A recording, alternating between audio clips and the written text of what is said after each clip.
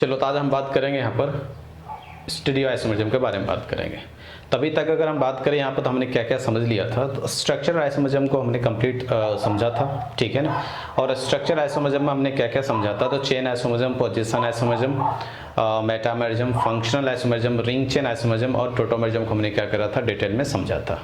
तो अब जो हम समझने वाले हैं वो क्या होगा, अपने पास स्टीरियो आइसोमरिज्म होगा। और स्टीरियो आइसोमरिज्म अगर देखें तो as compare to structural isomerism वो क्या होगा, ज़्यादा इंपॉर्टेंट होगा एज पॉइंट ऑफ व्यू। अगर हम बात करें नीट का बात करें या जेई का बात करें, क्योंकि ज़्यादातर क्वेश्चन जो पूछने का चांस होता है वो स्टीरियो आइसोमरिज्म से क्वेश्चन पूछने का चांस ज़्यादा होता है।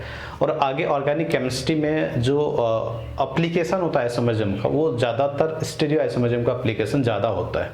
खास करके जेई मेंस और एडवांस में अगर देखेंगे तो स्टीरियो आइसोमरिज्म का एप्लीकेशन बहुत ज़्यादा, एप्लीकेशन वाले जो क्वेश्चन होते हैं वो बहुत ज़्यादा अपने को मिलता है। नीट में अगर देखें तो बेसिक सा क्वेश्चन आता है, सिंपल क्वेश्चन आता है तो स्टीरियो आइसोमरिज्म से, लेकिन वो भी लगातार नहीं पूछा जाता, कभी पूछा जाता है कभी नहीं पूछा जाता है। लेकिन जो भी क्वेश्चन पूछा जाता है वो क्या होता है, बहुत ही आसान होता है। तो आज यहाँ पर हम बात करने वाले क्या, स्टीरियो आइसोमरिज्म के बारे में। तो देखते हैं अपने पास, तो आज जो हम जो बात करेंगे वो है अपने पास स्टीरियो आइसोमेरिज्म। स्टीरियो आइसोमेरिज्म अगर हम बात करें, त्रिविम समावयवता, ठीक है ना। अब देखो स्टीरियो आइसोमेरिज्म अगर हम बात करें तो हमने स्ट्रक्चरल आइसोमरिज्म जैसे हमने बात करा था, तो स्ट्रक्चरल आइसोमरिज्म को हमने कैसे डिफाइन करा था, तो हमने स्ट्रक्चरल आइसोमरिज्म को डिफाइन करा था कि जिसका मॉलिक्यूलर फॉर्मूला क्या हो, सेम हो, लेकिन स्ट्रक्चर क्या हो, अलग अलग हो। दो कंपाउंड जिसका मॉलिक्यूलर फॉर्मूला क्या हो, अलग अलग हो, लेकिन उसका स्ट्रक्चर क्या हो, दो कंपाउंड जिसका मॉलिक्यूलर फॉर्मूला क्या हो, सेम हो, लेकिन उसका स्ट्रक्चर क्या हो, डिफरेंट हो, तो वो क्या था अपने पास, स्ट्रक्चरल आइसोमरिज्म होता था, ठीक है। अब स्टीरियो आइसोमरिज्म अगर हम बात करेंगे तो स्टीरियो आइसोमरिज्म में अगर हम देखें तो इसको किस तरह से डिफाइन कर सकते हैं, सबसे पहले इसको हम समझते हैं, फिर हम इस एग्जांपल लेकर हम सारा कहानी को यहाँ पे क्या करेंगे, समझने की कोशिश करेंगे। तो स्टीरियो आइसोमरिज्म क्या होगा, अब देखो यहाँ पर मॉलिक्यूलर फॉर्मूला तो सेम होगा ही। आईपीएससी नेम स्ट्रक्चरल आइसोमरिज्म के लिए क्या था, डिफरेंट था, लेकिन स्टीरियो आइसोमरिज्म के लिए आईपीएससी नेम क्या रहेगा, सेम रहेगा। तो मॉलिक्यूलर फॉर्मूला सेम रहेगा, आईपीएससी नेम सेम रहेगा, ड्यू सेम रहेगा, स्ट्रक्चर भी क्या रहेगा, सेम रहेगा, लेकिन एटम हो या ग्रुप हो या इलेक्ट्रॉन डेंसिटी हो, उसका अरेंजमेंट स्पेस में क्या होगा, डिफरेंट मिलेगा। वही अपना क्या कहलाएगा, स्टीरियो आइसोमरिज्म कहलाएगा, ठीक है। अगर अपने को डिफाइन करना हो तो क्या क्या बोल सकते हैं, टू और more than two compound having same molecular formula, same structure but different arrangement of group or atoms in space is known as stereoisomers and phenomena is known as stereoisomerism। तो अगर इसको हम एक लाइन में अगर define कर लें, two और more than two compound having same molecular formula and structure but arrangement of atom or group or electron density in space is known as stereo isomerism, ठीक है ना। Stereo isomer and phenomena is known as stereo isomerism, ठीक है ना।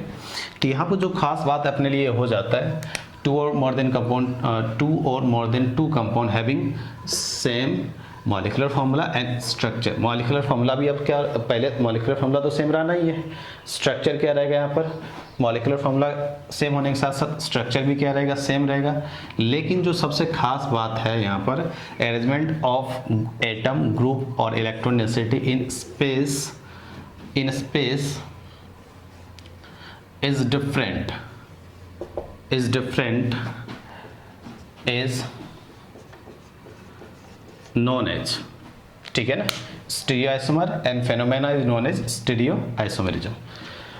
दो या दो से अधिक कंपाउंड जिसका मॉलिक्यूलर फॉर्मूला और स्ट्रक्चर क्या होगा, सेम होगा, लेकिन एटम या ग्रुप का स्पेस में अरेंजमेंट क्या हो जाएगा, अलग अलग हो जाएगा, तो वही अपना क्या हो जाता है, स्टीरियो आइसोमर हो जाता है, और उस फेनोमेना को अपन क्या बोलते हैं, स्टीरियो आइसोमरिज्म बोलते हैं, ठीक है ना। तो इसके लिए अगर हम इन शॉर्ट में कुछ पॉइंट ध्यान रखना चाहें, इन शॉर्ट में तो क्या ध्यान रख सकते हैं, क्या कौन कौन से पॉइंट ध्यान रख सकते हैं। सबसे पहले अगर देखें तो मॉलिक्यूलर फॉर्मूला एंड डी क्या रहेगा, सेम रहेगा। ये तो जितने भी अपने पास आइसोमरिज्म होता है सबके लिए ये क्या रहेगा, सेम रहेगा। मॉलिक्यूलर फॉर्मूला और डी क्या रहेगा, सेम रहेगा। उसके बाद अगर बात करें तो यहाँ पर आईपीएससी नेम भी क्या रहेगा, आईपीएससी नेम एंड स्ट्रक्चर भी क्या रहेगा, अपने पास सेम रहेगा। लेकिन जो सबसे खास बात है, अरेंजमेंट ऑफ एटम्स और group in space is different. ये इन शॉर्ट में हम क्या कर सकते हैं, ये पॉइंट ध्यान रख सकते हैं। तो मॉलिक्यूलर फॉर्मूला और डी क्या रहेगा, सेम रहेगा। आईपीएससी नेम और स्ट्रक्चर क्या रहेगा, सेम रहेगा। जो सबसे खास बात यहाँ पर है वो क्या है, अरेंजमेंट ऑफ एटम और groups in space is different is known as stereo isomerism, ठीक है ना। जैसे मान लो एक छोटा सा एग्जांपल ले लेते हैं, तब हम अपन आगे चलेंगे। अपने पास एक छोटा सा एग्जांपल है, छोटा सा एग्जांपल क्या है, C4H8, ठीक है ना। क्या है अपने पास, C4H8। अपने पता है कि DO इसका क्या होता है, एक होगा, और DO एक अगर होगा तो एक डबल बॉन्ड हो सकता है। और ज्योमेट्रिकल आइसोमर बात जब हम जब स्टीरियो आइसोमर बात करेंगे तो वहाँ पर हम इस पर देखेंगे कि कहाँ कहाँ स्टीरियो आइसोमर होगा और कहाँ कहाँ नहीं होगा, तो उस पर हम आगे बात करेंगे।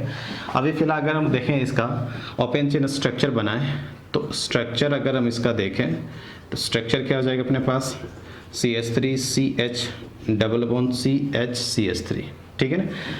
1 पर भी डबल बॉन्ड हो सकता है, 2 पर भी हो सकता है। तो 1 वाला स्टीरियो आइसोमर नहीं दिखाएगा, 2 वाला स्टीरियो आइसोमर दिखा सकता है। वो आगे हम बात करेंगे कौन दिखाएगा कौन नहीं दिखाएगा, ठीक है ना। अब इसका हम 2 स्ट्रक्चर बना सकते हैं, 2 स्ट्रक्चर बना सकते हैं, लेकिन दोनों स्ट्रक्चर अगर देखोगे तो ये अपने को सेम दिख रहा होगा।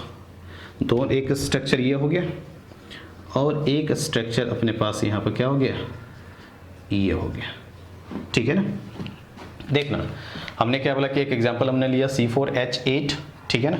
और अगर इसका नाम लिखना चाहो तो इसको हम बोल सकते हैं ब्यूट 2 इन। ये अपने पास क्या है, ब्यूट 2 इन है।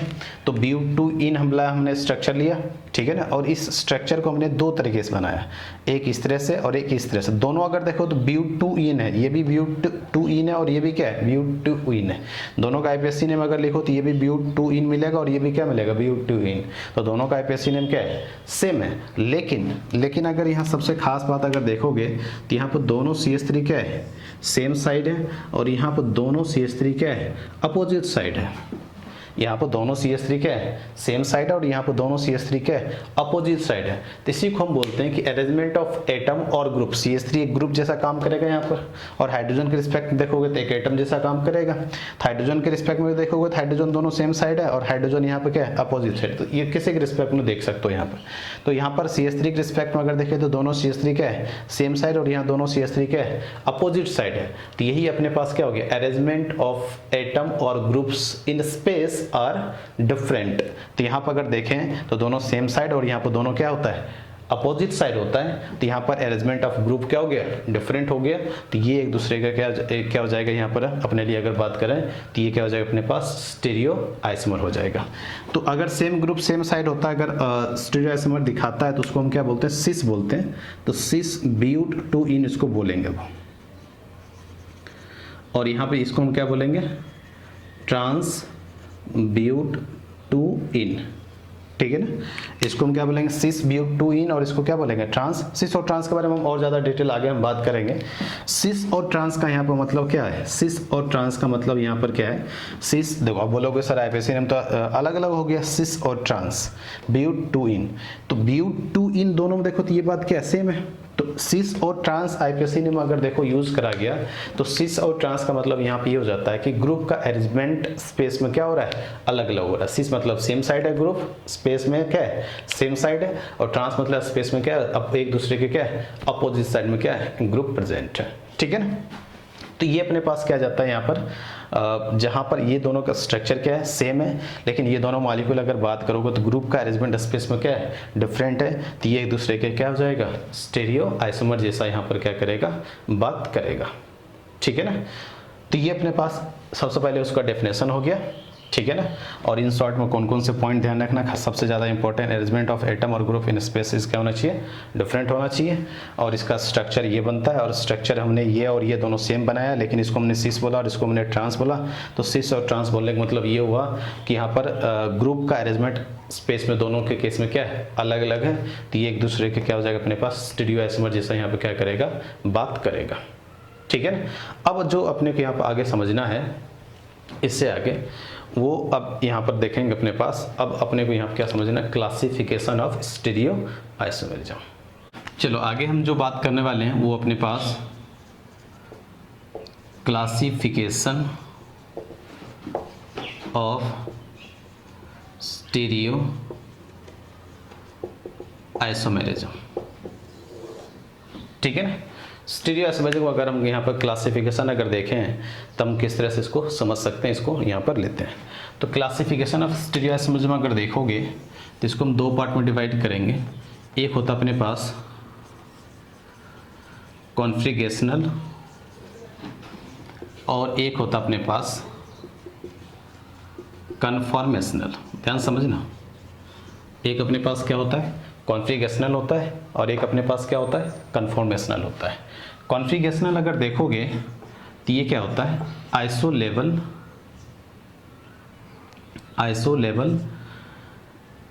And non इंटरकन्वर्टिबल। इसका मतलब क्या होगा हम देखेंगे। और ये क्या होता है, नॉन आइसोलेबल एंड इंटर कन्वर्टिबल। इसका मतलब क्या है, पर आइसोलेबल का मतलब अगर देखें तो आइसोलेबल मतलब ये होता है जिसको हम सेपरेट कर सकते हैं, जिसको क्या कर सकते हैं, अलग अलग किया जा सकता है, ठीक है ना। जिसको क्या करा जा सकता है, अलग अलग किया जा सकता है, सेपरेटेड बाय फिजिकल और केमिकल मेथड। आइसोलेबल का मतलब क्या हो जाएगा, सेपरेटेड बाय फिजिकल और केमिकल मेथड, ठीक है ना। आइसोलेबल मतलब जिसको अलग अलग किया जा सकता है, वो फिजिकल मेथड भी हो सकता है, वो तो अपने पास क्या हो सकता है, केमिकल मेथड। अब नॉन आइसोलेबल मतलब क्या हो सकता है, जिसको सेपरेट नहीं किया जा सकता है, ठीक है। नॉन इंटर कन्वर्टेबल मतलब क्या होता है, एक फॉर्म से दूसरे फॉर्म में कन्वर्ट नहीं किया जा सकता है। जैसे मैंने अभी बताया था कि अपने पास स्टीरियो एक सिस होता है और एक क्या होता है, ट्रांस होता है। तो सिस को ट्रांस या ट्रांस को सिस में हम क्या कर सकते हैं, रूम टेम्परेचर पर चेंज नहीं कर सकते। तो नहीं एक फॉर्म से दूसरे फॉर्म, एक स्टीरियोआइसोमर से दूसरे स्टीरियोआइसोमर में नहीं कन्वर्ट करना, उसी को हम क्या बोलेंगे, नॉन इंटर कन्वर्टेबल बोलते हैं। Do not change one form to another, ठीक है ना। तो कॉन्फिगरेशनल क्या होता है, आइसोलेबल होता है, मतलब जिसको फिजिकल या केमिकल मेथड से क्या करा जा सकता है, सेपरेट किया जा सकता है। नॉन इंटर कन्वर्टेबल मतलब एक स्टीरियोआइसोमर के एक फॉर्म को दूसरे फॉर्म में कन्वर्ट हम नहीं कर सकते। कन्फॉर्मेशनल होगा, अब देखो ये दोनों को हम आगे चल के पूरा डिटेल में समझने वाले, कॉन्फिगरेशनल को भी समझने वाले हैं और अपन क्या कर कन्फॉर्मेशनल को भी डिटेल में समझने वाले हैं। अभी जितना पॉइंट हम एक चार्ट बना के क्लासिफिकेशन ऑफ स्टीरियोआइसोमर को लिख रहे हैं, एक चार्ट बना के, उसको हम अभी क्या करेंगे, दिमाग में फिक्स करेंगे। उस चार्ट को अपन क्या करेंगे, जिस तरह से हम उसको एक सीक्वेंस में लिख रहे हैं उसके हिसाब से हम दिमाग में फिक्स करेंगे, और उसके लिए जो भी पॉइंट हम लिख रहे हैं उसको भी हम दिमाग में क्या करते चलेंगे, फिक्स करते चलेंगे। बाकी हम एक एक को आगे चल के पूरा डिटेल में क्या करने वाले हैं, समझने वाले हैं। तो नॉन आइसोलेबल मतलब क्या हुआ, जिसको सेपरेट नहीं किया जा सकता है। इंटर कन्वर्टेबल मतलब क्या हो गया, जिसको एक फॉर्म से दूसरे फॉर्म में कन्वर्ट किया जा सकता है। ठीक है, अब अगर बात करें तो अपने पास कॉन्फ़िगरेशनल के लिए आता है अपने पास दो फॉर्म आता है। एक आता है अपने पास एनेंशियमर आता है और एक अपने पास आता है डायस्टेरियोमर आता है। क्या आता है अपने पास, एक एनेंशियमर आता है, इस कॉन्फ़िगरेशनल का दो फॉर्म आता है, एक एनेंशियमर होता है और एक क्या होता है अपने पास डायस्टेरियोमर होता है। डायस्टेरियोमर भी अपने पास क्या आएगा, दो टाइप का आएगा, एक ज्योमेट्रिकल होगा और एक अपने पास क्या होगा, ऑप्टिकल होगा। एनेंशियमर भी अपने पास यहाँ पर दो टाइप का आता है, इरेथ्रो होगा और एक अपने पास क्या होगा, थ्रियो करके होगा। देखो अब मैंने क्या बोला कि मैं अभी चार्ट बना रहा हूँ, मैं जितना हो सके मैं उतना मतलब समझाने की कोशिश कर रहा हूँ। बाकी कोई टर्म अगर अपने पास ऐसा यहाँ पर आता है जिसका मतलब अभी अपने को शायद पता नहीं चले, लेकिन जैसे जैसे हम स्टीरियो आइसोमरिज्म को आगे लेके चलते जाएंगे हर एक टर्म का मतलब अपने को डिटेल में पता चलते चलेगा। ठीक है, इसलिए कोई टेंशन लेने वाली बात नहीं कि मैंने ये चार्ट बना लिया, इसका क्या मतलब, इसका क्या मतलब, यहाँ पर कोई दिक्कत वाली बात नहीं है। ठीक है ना, ठीक है ना। तो ज्योमेट्रिकल आइसोमरिज्म समझने से पहले अपने को क्या समझना होगा, यहाँ पर रिस्ट्रिक्टेड रोटेशन सिस्टम को क्या करना होगा, समझना होगा। तो रिस्ट्रिक्टेड रोटेशन सिस्टम एक ऐसा सिस्टम होता है जिसको हम रोटेट नहीं कर सकते, या उसी को हम बोल सकते हैं नो रोटेशन। ठीक है ना, ऐसा सिस्टम जिसको घुमाना संभव नहीं हो, कोई एक पार्टिकुलर कुछ बॉन्ड के अलोंग उसको घुमाना क्या हो, संभव नहीं हो, तो उसी को हम क्या बोलते हैं, रिस्ट्रिक्टेड रोटेशन सिस्टम बोलते हैं। तो ज्योमेट्रिकल आइसोमरिज्म को अगर हम समझना चाह रहे हैं तो हमने क्या समझना होगा अपने को, सबसे पहले रिस्ट्रिक्टेड रोटेशन सिस्टम। रिस्ट्रिक्टेड मतलब मना, वो काम नहीं करना, रोटेशन मतलब घुमाना, मतलब घुमाना मना हो। एक ऐसा सिस्टम जिसको रोटेट करना क्या हो, मना हो, उसको हम क्या करते हैं, रिस्ट्रिक्टेड रोटेशन। अब देखो घुमाना मना हो, इसका मतलब ये नहीं कि उसको हम घुमा नहीं सकते हैं। अब घुमाना मना हो मतलब किसी एक पार्टिकुलर बॉन्ड के लोग उसको घुमाना क्या हो, संभव नहीं हो, तो उस पर हम बात करेंगे। तो रिस्ट्रिक्टेड रोटेशन सिस्टम अगर बात करोगे तो इसमें अपने पास दो आता है, एक आता अपने पास डबल बॉन्ड और एक अपने पास आता है यहाँ पर रिंग स्ट्रक्चर। ठीक है ना, एक आता अपने पास क्या, डबल बॉन्ड, और एक अपने पास रिस्ट्रिक्टेड रोटेशन सिस्टम में कौन आता है, रिंग स्ट्रक्चर आता है। डबल बॉन्ड में अपने पास क्या क्या आ सकता है, सी डबल बॉन्ड सी हो सकता है, और क्या हो सकता है अपने पास, सी डबल बॉन्ड एन हो सकता है अपने पास, और क्या हो सकता है अपने पास, एन डबल बॉन्ड एन हो सकता है।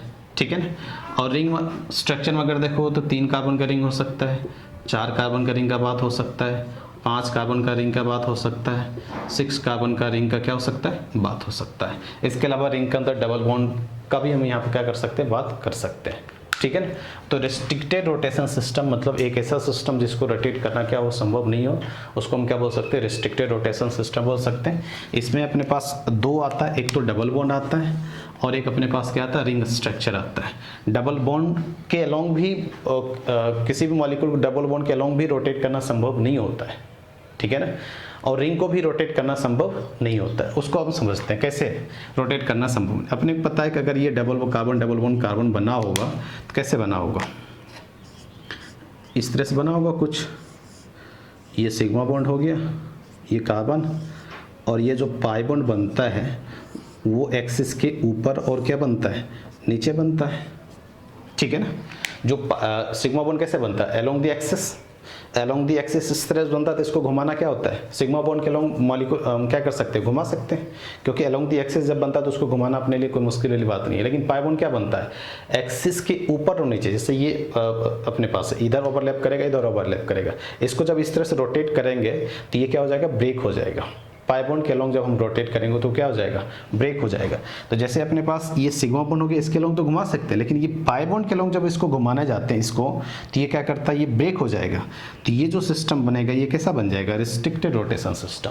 तो रिस्ट्रिक्टेड रोटेशन सिस्टम एक डबल बॉन्ड आता है जिसके अलोंग अगर हम, जैसे ये अपने पास मान लो पाई बॉन्ड बनता है, एक इधर से ओवरलैप हो जाता है, इधर से हो जाता है, इसको जब हम घुमाएंगे तो ये क्या हो जाएगा, ब्रेक हो जाएगा। ठीक है, उसी तरह जब रिंग बन जाए अपने पास, अगर रिंग बन जाए मान लो यहाँ पर, ये मान लो इस तरह से रिंग बन जाए, ठीक है ना, ये इस तरह से रिंग बन जाए, तो इसको अगर हम घुमाते तो रिंग क्या हो जाएगा, ब्रेक हो जाएगा। तो रिंग भी एक क्या होता है अपने पास, रिस्ट्रिक्टेड रोटेशन सिस्टम जैसा क्या करता है, काम करता है। तो ज्योमेट्रिकल आइसोमर समझने से पहले अपने को restricted rotation system, double bond और रिंग स्ट्रक्चर। डबल बॉन्ड किसके किसके बीच, carbon carbon, carbon nitrogen, nitrogen nitrogen. Double bond का रिस्ट्रिक्टेड रोटेशन सिस्टम क्या बोलते हैं, क्योंकि डबल बॉन्ड जो होता है एक्सिस के ऊपर और नीचे बनता है, जब उसको घुमाएंगे तो वो क्या हो जाएगा, ब्रेक हो जाएगा, वो घूमना नहीं चाहेगा, रोटेशन वहाँ पर संभव नहीं हो पाएगा, तो वो क्या हो जाएगा, रिस्ट्रिक्टेड रोटेशन सिस्टम। लेकिन डबल बॉन्ड में 3 ही टाइप का अपने को यहाँ पर समझना होता है, carbon double bond carbon, carbon double bond nitrogen और नाइट्रोजन डबल बॉन्ड नाइट्रोजन। और रिंग भी एक क्या होता है, रिस्ट्रिक्टेड रोटेशन सिस्टम होता है, क्योंकि एक बार रिंग बन गया तो उसको हम क्या कर सकते हैं, घुमा नहीं सकते इस तरह से, ठीक है ना, क्योंकि इसको घुमाएंगे तो ये क्या हो जाएगा, ब्रेक हो जाएगा। ये तो अपने पास हो गया कि रिस्ट्रिक्टेड रोटेशन सिस्टम अपने पास यहाँ से बात आ जाता है। सर आप तो ये तो बताओ कि ज्योमेट्रिकल आइसोमर कहेंगे किससे, इसका डेफिनेशन क्या होगा, ठीक है। तो ज्योमेट्रिकल आइसोमर को अगर डिफाइन करना हो तो क्या बोल सकते हैं, मॉलिक्यूलर फॉर्मूला एंड स्ट्रक्चर क्या रहेगा, सेम रहेगा, ठीक है ना, but different arrangement of atom और groups in space due to restricted rotation system. तो पहले हम इसको लिख लें, 2 or more than 2 compound having same molecular formula and structure but different arrangement of atom or group in space due to a restricted rotation system, ठीक है ना। अपने पास यहाँ पे क्या है कि 2 या 2 से अधिक कंपाउंड जिसका मॉलिक्यूलर फॉर्मूला और स्ट्रक्चर क्या हो, सेम हो, लेकिन अरेंजमेंट ऑफ एटम और ग्रुप स्पेस में क्या होगा, डिफरेंट होगा, किसके कारण, रिस्ट्रिक्टेड रोटेशन के कारण क्या होगा, वो अलग अलग मिलेगा। ग्रुप या एटम का अरेंजमेंट स्पेस में क्या मिलेगा, अलग अलग मिलेगा, किसके कारण मिलेगा, due to restricted rotation system, ठीक है ना। तो यहाँ पर जो सबसे but different arrangement of atom और group in space due to restricted rotation system is known as geometrical isomer and phenomena is known as geometrical isomerism, ठीक है ना। तो ये तो अपने पास यहाँ पर इसका डेफिनेशन आ गया। हम कुछ एग्जांपल या कुछ और कंडीशन पर हम क्या करेंगे, यहाँ पर बात करेंगे, ठीक। चलो, तो हमने रिस्ट्रिक्टेड रोटेशन सिस्टम को हमने समझ लिया। उसका मतलब क्या हो सकता है, एक ऐसा सिस्टम जिसको रोटेट करना संभव नहीं, उसमें डबल बॉन्ड आता है और रिंग स्ट्रक्चर आता है। ज्योमेट्रिकल आइसोमर क्या होता है, मॉलिक्यूलर फॉर्मूला और स्ट्रक्चर क्या होगा, सेम रहेगा, लेकिन ग्रुप या एटम का अरेंजमेंट स्पेस में रिस्ट्रिक्टेड रोटेशन सिस्टम के कारण क्या रहेगा, अपने पास अलग अलग मिलेगा। तो अपने पास वो क्या हो जाता है, ज्योमेट्रिकल आइसोमर हो जाता है, ठीक है। यहाँ तक हमने समझा। अब देखो, एक बात हमने बताया था यहाँ पर, सबसे पहले एक चीज़ ध्यान रखना, जैसे मान लो अपने पास ए है, बी है, ए है, बी है, ठीक है। हमने बताया था कि सेम ग्रुप सेम साइड होगा तो उसको हम सिस बोलते हैं, और सेम ग्रुप अपोजिट साइड होगा तो उसको हम क्या बोलते हैं, ट्रांस बोलते हैं। तभी अगर देखें तो यहाँ पर ए बी है, ए बी है, तो अपने को दोनों कार्बन पर देखना, डबल बॉन्डेड कार्बन पर देखना। तो सेम ग्रुप क्या है, यहाँ पर सेम साइड है, तो इसको हम क्या बोल सकते हैं, यहाँ पर सिस बोलते हैं। और यहीं पर अगर अपने पास ये ऐसा हो जाए, ए बी और यहाँ पर बी ए, यहाँ पर देखो तो सेम ग्रुप अपने पास क्या है, अपोजिट साइड है, तो इसको हम क्या बोल सकते हैं, यहाँ पर ट्रांस बोल सकते हैं, ठीक है ना। अब यहाँ पर क्या होगा, एक चीज़ खास बात यहाँ पर ध्यान रखना, हमने बताया था कि जो कॉन्फ्रिगेशनल आइसोमरिज्म होता है वो क्या होता है, नॉन इंटर कन्वर्टेबल होता है, उसके एक फॉर्म से दूसरे फॉर्म में कन्वर्ट नहीं कर सकते। अब बच्चे क्या सोचते हैं, सर ए बी तो यहाँ दिख ही रहा है, यहाँ भी ए बी दिख ही रहा है, इसको ऐसे पलट दो तो बी ऊपर जाएगा, ए ऊपर जाएगा, तीसरी फॉर्म से हमने क्या कर लिया, इस फॉर्म में कन्वर्ट कर लिया, इस फॉर्म से इस फॉर्म में कन्वर्ट कर लिया। ये जो बात होगा वो क्या हो जाएगा, गलत होगा। कभी भी कॉन्फिगरेशनल आइसोमर की एक फॉर्म से दूसरे फॉर्म में हम कन्वर्ट नहीं कर सकते, नॉन इंटर कन्वर्टेबल होता है, ठीक है ना। तो ये अगर देखोगे तो इस फॉर्म से इसको हम इस फॉर्म में कन्वर्ट करना अपने लिए संभव नहीं होता। ये फॉर्म अलग हो गया एक दो इससे, और ये फॉर्म इससे क्या हो गया, अलग हो गया, ठीक है ना। दोनों फॉर्म एक दूसरे से क्या होता है, नॉन इंटर कन्वर्टेबल होता है, दोनों फॉर्म को एक दूसरे से कन्वर्ट नहीं कर सकते हैं। इसका अपना अलग कहानी है, इसका अलग अपना यहाँ पर क्या है, अलग कहानी है। जैसे इस पर हम बात करेंगे, जैसे मान लो अपने पास ये क्या है, ए है, बी है, ए है, बी है। उसी तरह अगर हम बात करें, ए है, बी है, बी ए है, ये अपने पास सिस टाइप का हो जाएगा और ये क्या हो जाएगा, ट्रांस। अगर सिस ट्रांस नहीं समझ में आ रहा है कि किसको सिस किसको ट्रांस बोलेंगे, वो हम आगे बात करेंगे, ठीक है ना। तो यहाँ पर भी अगर देखें तो क्या इस फॉर्म से, अब यहाँ पर भी क्या लगेगा बच्चों, ए बी तो सेम ही है सर, ए बी सेम है, इसको उल्टा कर दिए, इसको उल्टा कर दिए तो ये बन जाएगा। तो जब इसको रोटेट करोगे, सोचो इसको, इसी रिंग को अगर हम रोटेट करेंगे तो क्या ये रिंग रहेगा, ये तो ब्रेक हो जाएगा ना। तो ब्रेक हो जाएगा तो जब ये कैसे बनेगा, तो इसका मतलब यहाँ पर ये जो हमने बोला कि इस फॉर्म से इस फॉर्म में कन्वर्ट करेंगे, ये बात संभव यहाँ पर नहीं होगा। उसी तरह जब ये तो सेम है, जब इसको हम इस तरह से घुमाएंगे, इस डबल बॉन्ड को इस तरह से घुमाएंगे, इसको इस तरह से, तो ये डबल बॉन्ड क्या हो जाएगा, ब्रेक हो जाएगा, ब्रेक हो जाएगा, तो इस तरह से रहेगा ही नहीं। तो इस तरह से हम बोल सकते हैं कि जो कॉन्फिगरेशनल आइसोमरिज्म होता है वो क्या होता है, नॉन इंटर कन्वर्टेबल होता है, उसको कन्वर्ट अपन नहीं कर सकते, ठीक है ना। तो ये बात अपने पास यहाँ पे क्या करना होगा, ध्यान रखना होगा, ठीक है ना। अब बात यहाँ पे यह जाता है कि ज्योमेट्रिकल आइसोमरिज्म के लिए कंडीशन क्या होगा। चलो देखो, कंडीशन ऑफ ज्योमेट्रिकल आइसोमर की बात करें तो सबसे पहले अगर बताओ, geometrical isomer arises due to, geometrical isomer किसके कारण अराइज होता है, रिस्ट्रिक्टेड रोटेशन सिस्टम के कारण अराइज होता है। ज्योमेट्रिकल आइसोमर किसके कारण अराइज होता है, रिस्ट्रिक्टेड रोटेशन सिस्टम के कारण होता है। तो इसका मतलब कंडीशन ऑफ ज्योमेट्रिकल आइसोमर अगर हम बात करें तो उसमें रिस्ट्रिक्टेड रोटेशन सिस्टम होना जरूरी है। और रिस्ट्रिक्टेड रोटेशन सिस्टम अगर हम बात करें तो अपने पास डबल बॉन्ड होता है और अपने पास क्या होता है, रिंग होता है। तो geometrical isomer arises due to double bond, और सेकेंड अपने पास क्या जाएगा, रिंग स्ट्रक्चर, ठीक है ना। दोनों के लिए कंडीशन क्या होना चाहिए, तो डबल बॉन्ड में अगर बात करें तो डबल बॉन्ड में अपने पास कौन कौन आ सकता है, अपने पास सी डबल बॉन्ड सी आ सकता है, सी डबल बॉन्ड एन आ सकता है, एन डबल बॉन्ड एन आ सकता है। रिंग स्ट्रक्चर में भी अपने पास 3 4 5 6 कार्बन का अपने पास क्या आ सकता है, रिंग स्ट्रक्चर आ सकता है। तो यहाँ पर डबल बॉन्डेड वाले में कंडीशन क्या होगा, तो यहाँ पर ध्यान रखना, etch double bonded atom having two different group or atoms, ठीक है ना। और रिंग वाले स्ट्रक्चर के लिए कंडीशन का बात करोगे तो यहाँ पे क्या आ जाएगा, at least 2sp3 member of the ring having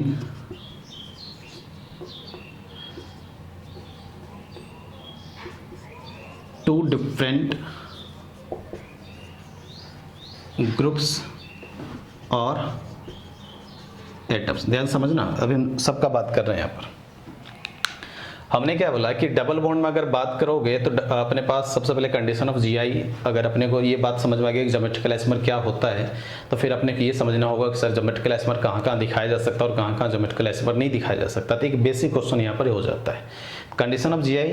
तो जीआई किसके कारण अराइज होता है, GI arises due to double bond and ring structure, क्योंकि अपने को पता है कि जीआई रिस्ट्रिक्टेड रोटेशन सिस्टम के कारण ही आता है। तो रिस्ट्रिक्टेड रोटेशन सिस्टम में डबल बॉन्ड आता है और रिंग स्ट्रक्चर, डबल बॉन्ड में ये 3 आता है और रिंग स्ट्रक्चर में अपने पास 3 4 5 6 कार्बन का अपने पास क्या हो सकता है, रिंग हो सकता है।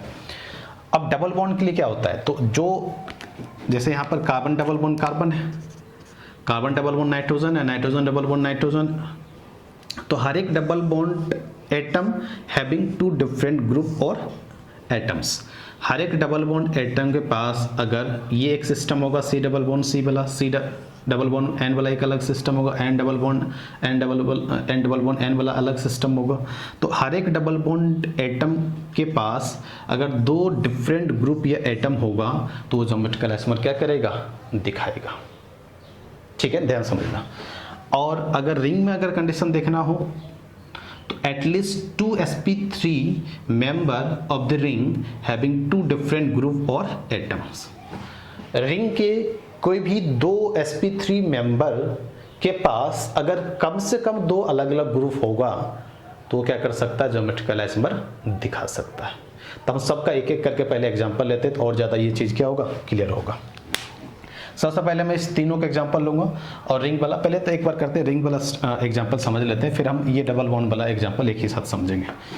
तो अगर हम बात करें सबसे पहले रिंग में, जैसे मान लो अपने को ये पूछा जाए कि क्या ये ज्योमेट्रिकल आइसोमर दिखाएगा, क्या ये ज्योमेट्रिकल आइसोमर दिखाएगा, क्या ये ज्योमेट्रिकल आइसोमर दिखाएगा, क्या ये ज्योमेट्रिकल आइसोमर दिखाएगा,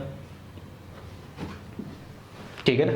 अब देखो ये बात तो सही है, यहाँ पर रिंग में अगर देखोगे तो रिंग का हर एक मेंबर, कोई भी रिंग, जितना भी एग्जांपल हमने यहाँ पे लिया, कोई भी रिंग का कोई भी मेंबर उठा लो, हर एक मेंबर के sp3 हाइब्रिडाइजेशन रखता है, ठीक है ना। ये भी sp3 है, ये भी sp3 है यहाँ पर, ठीक है ना। हर एक मेंबर रिंग का क्या है, sp3 हाइब्रिडाइज्ड है। लेकिन क्या रिंग के कम से कम दो ऐसा मेंबर है जिसके पास sp3 हाइब्रिडाइज्ड एटम पर दो अलग अलग ग्रुप हो, ठीक है। देख लो यहाँ पर ये sp3 हाइब्रिडाइज्ड एटम है, ये क्या अपने पास sp3 हाइब्रिडाइज्ड एटम है, क्या दो अलग अलग ग्रुप है या सेम है, तो यहाँ पर अगर देखें दोनों क्या सेम है। ये भी sp3 हाइब्रिडाइज्ड है, दोनों ग्रुप क्या है, सेम है। ये भी sp3 हाइब्रिडाइज्ड है, दोनों क्या है, सेम है।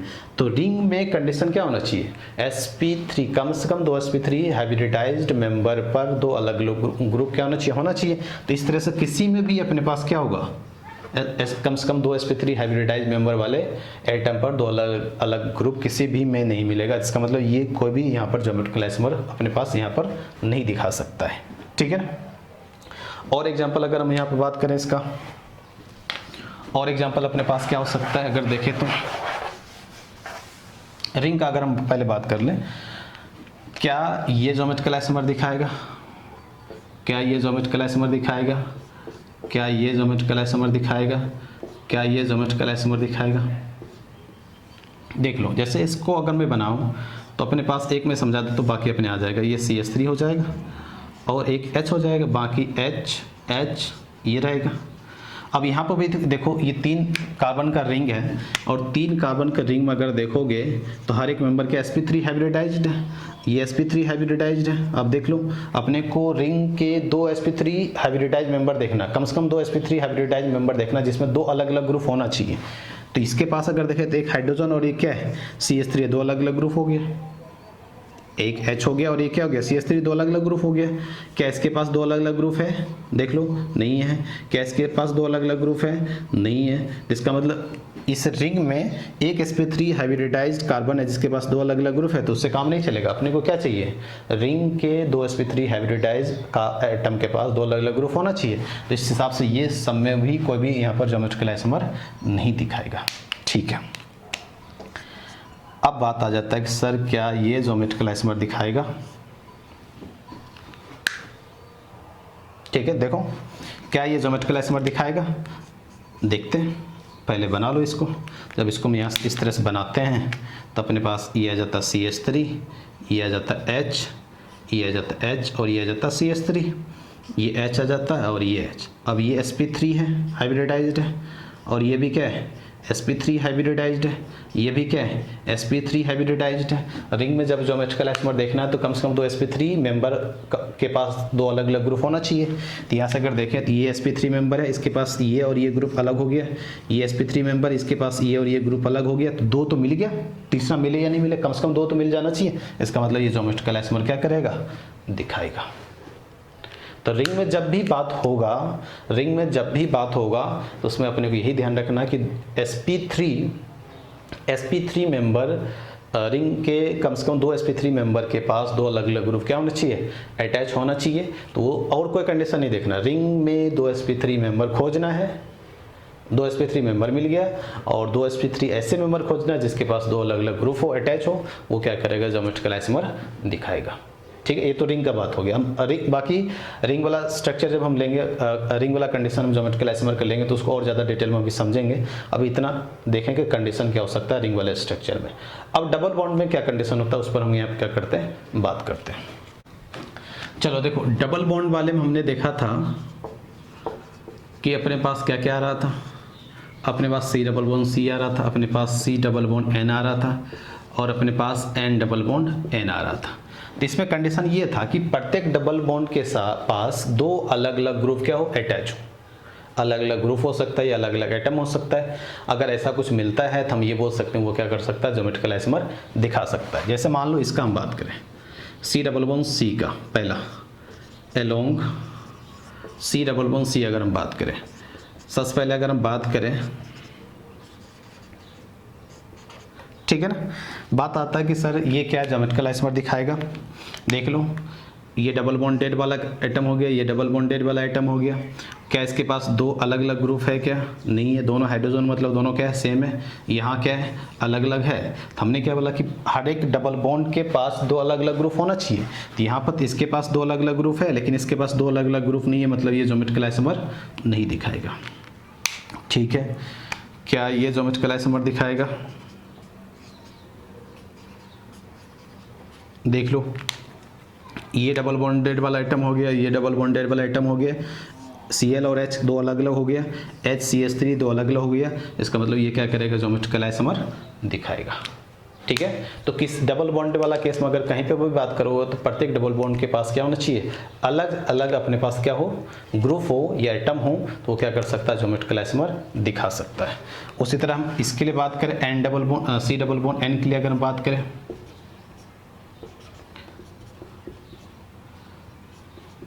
ठीक है ना। अब देखो, एक नाइट्रोजन पे क्या आता अपने पास, लोन पेयर भी आता, तीन बॉन्ड बनाएगा तो एक लोन पेयर भी आएगा। तो क्या ये ज्योमेट्रिकल आइसोमर दिखाएगा? तो लोन पेयर भी एक ग्रुप जैसा काम करता है, ध्यान रखना। लोन पेयर भी क्या होता है, एक लोन पेयर हो या नेगेटिव चार्ज हो, एक ग्रुप जैसा काम करेगा। पॉजिटिव चार्ज ग्रुप जैसा काम नहीं करता है। लोन पेयर हो या नेगेटिव हो किसी भी एटम पर, डबल बॉन्डेड एटम पर, तो वो क्या कर सकता है, एक ग्रुप जैसा काम करेगा। तो यहाँ से अगर हम बात करें तो अपने पास ये देख ले, डबल बॉन्डेड वाला आइटम हो गया, दोनों ग्रुप क्या है, सेम है। और यहाँ पे Cl और ये लोन पेयर दोनों अलग अलग ग्रुप जैसा काम करेगा। लेकिन यहाँ पर दोनों डबल बॉन्डेड आइटम पर सेम ग्रुप, अलग अलग ग्रुप नहीं, इसमें सेम हो गया और इसमें क्या हो गया, अलग अलग हो गया। तो ये ज्योमेट्रिकल आइसोमर नहीं दिखाएगा।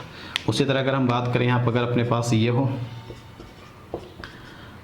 और अपने पास ये आ जाए, ठीक है ना, तो ये क्या, अगर देखें तो ये डबल बॉन्डेड एटम हो गया, ये डबल बॉन्डेड एटम हो गया, ये H और Cl अलग हो गया और ये OH और लोन पेयर क्या हो गया, अलग हो गया। तो ये क्या कर सकता है, ज्योमेट्रिकल आइसोमर आराम से दिखा सकता है। ठीक है ना। उसी तरह अगर हम बात करें यहाँ पर N डबल बॉन्ड N के लिए, तो N डबल बॉन्ड N जब भी बात होगा, ध्यान रखना, अपने पास, ठीक है ना, इस तरह से अगर देखें तो अपने पास ये है। तो अगर ये देखें, यहाँ पर pH ले लेते हैं, फिनाइल ले लेते हैं, pH मतलब फिनाइल, ठीक है। तो यहाँ से अगर देखोगे तो लोन पेयर भी यहाँ एक ग्रुप जैसा होगा, pH और ये लोन पेयर, और pH ये लोन पेयर। तो ये डबल बॉन्डेड नाइट्रोजन, ये भी डबल बॉन्डेड नाइट्रोजन, तो दोनों डबल बॉन्ड नाइट्रोजन के पास क्या हो गया, दो अलग अलग ग्रुप हो गया, यहाँ भी दो अलग अलग ग्रुप हो गया। तो ये क्या कर सकता है, ज्योमेट्रिकल आइसोमर दिखा सकता है। बाकी एक बात ध्यान रखना, मैं तीनों को एक एक करके पूरा डिटेल में समझने वाले। अभी तो हम सिर्फ ये देख रहे हैं कि कंडीशन अगर अपने को चेक करना हो कि ये ज्योमेट्रिकल आइसोमर दिखा रहा है या नहीं दिखा रहा है, हम इतना बता सकते हैं कि ये ज्योमेट्रिकल आइसोमर दिखाएगा या नहीं दिखाएगा। जैसे मैं कुछ और एग्जांपल बात करूँ यहाँ पर, बताना।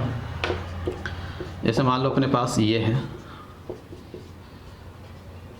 क्या ये ज्योमेट्रिकल आइसोमर दिखाएगा? ठीक है ना। तो देख लो, डबल बॉन्डेड एटम पहले चिन्हित करो। तो ये H और Cl अलग हो गया, ये H और नेगेटिव चार्ज भी मैंने बोला था, किसी एटम डबल बॉन्डेड एटम पर नेगेटिव चार्ज है तो वो भी क्या करेगा, एक ग्रुप जैसा काम करेगा। तो ये और ये ग्रुप अलग हो गया, H और नेगेटिव चार्ज क्या हो गया, अलग अलग ग्रुप हो गया। इसका मतलब ये ज्योमेट्रिकल आइसोमर क्या कर सकता है, दिखा सकता है। और अगर हम बात करें यहाँ पे एग्जाम्पल, क्या ये ज्योमेट्रिकल आइसोमर दिखा सकता है? देख लो, हमने बोला किसी डबल बॉन्डेड एटम पर अगर पॉजिटिव चार्ज हो तो वो ग्रुप जैसा काम नहीं करता है। तो अगर यहाँ पर देखें तो ये और ये क्या हो गया, डिफरेंट हो गया, लेकिन H और पॉजिटिव चार्ज कोई ग्रुप जैसा होता नहीं। तो इसका मतलब इस कार्बन के पास क्या है, इस कार्बन के पास अगर देखें यहाँ पर, इस कार्बन के पास, तो ये और ये क्या हो गया, डिफरेंट हो गया। लेकिन इस कार्बन के पास अगर देखें तो एक H ही, दूसरा ग्रुप तो है ही नहीं, पॉजिटिव चार्ज मतलब कोई ग्रुप है ही नहीं। तो इसका मतलब ये क्या करेगा, ज्योमेट्रिकल आइसोमर नहीं दिखाएगा। तो ये अपने पास क्या हो गया, कंडीशन ऑफ ज्योमेट्रिकल आइसोमर का हो गया। ठीक है ना। ज्योमेट्रिकल आइसोमरिज्म का क्या हो गया, यहाँ पर कंडीशन का बात हो गया। ठीक है ना। अब हम आगे बात करेंगे एक एक करके यहाँ पर कि सी डबल बॉन्ड सी में क्या कंडीशन होनी चाहिए, सी डबल बॉन्ड एन में क्या होना चाहिए, एन डबल बॉन्ड एन में क्या क्या बात होना चाहिए। तो अब यहाँ पर क्या करते हैं हम एक एक करके यहाँ पर ज्योमेट्रिकल आइसोमरिज्म को और ज़्यादा डिटेल में क्या करते हैं समझते हैं। ठीक है ना।